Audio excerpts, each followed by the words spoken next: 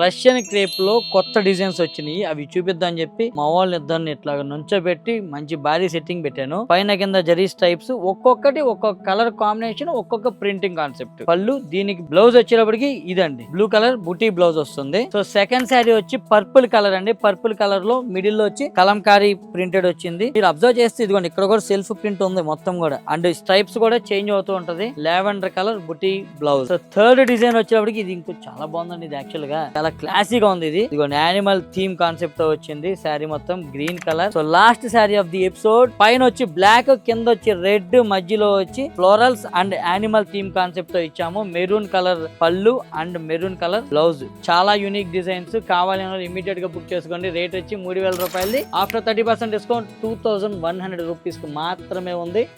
మాది కాదు, మనది. ఒక్క నిమిషం అక్కడ మా వాళ్ళతో చెప్పేస్తారు. రండి రండి రండి, చెప్పండి రా. మిస్ అమ్మా, మాది కాదు, మనది.